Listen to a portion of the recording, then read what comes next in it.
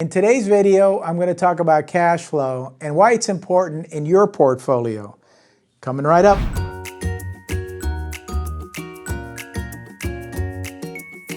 Cash flow is important. We can all agree on that. The problem is not everybody can agree on what it really means. Welcome back to the channel. I'm Joe. Before we start, do me a favor and hit that little like button. Help me reach new and experienced investors like yourself. Those who want to create the life they've always wanted through real estate. Cash flow is defined as how much money is left over after all the expenses are paid on a rental property. However, the issue can become slightly complicated when you take into consideration that not every investor uses the same formula. Some people take the rent, subtract monthly expenses, and call that cash flow. But this formula does not include those random expenses that you may not see coming, like repairs, vacancies, and big ticket items, like replacing the roof or an air conditioning unit. The danger is not including these items, and then you end up spending the cash flow that is generated. Then you find yourself left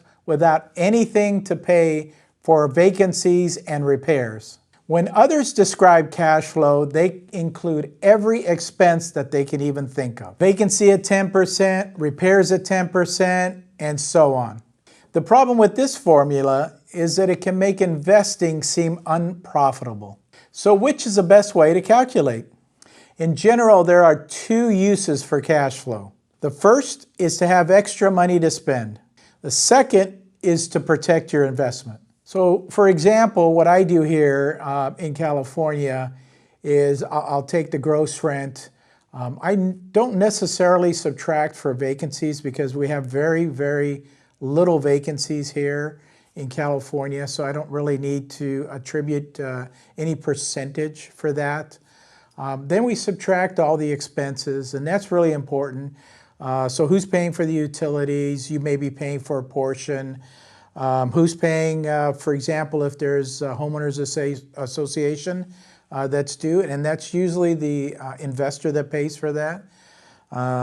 Property taxes are very important, so you want to get those big ticket items subtracted from your income that's coming in from the rental, and then hopefully that there's a cash flow at the end of the day. Again, here in California, I'm looking for anywhere between probably 200 to 400 as a minimum cash flow on a property. If I don't have that, I'm not going to end up buying the property. Let's say I'm making $200 a month, and that's about $2,400 a year. And if I have to buy some, whatever, garbage disposal, a new dishwasher or whatever, that $2,400 can be gone quickly. And then I'm into my negative amounts.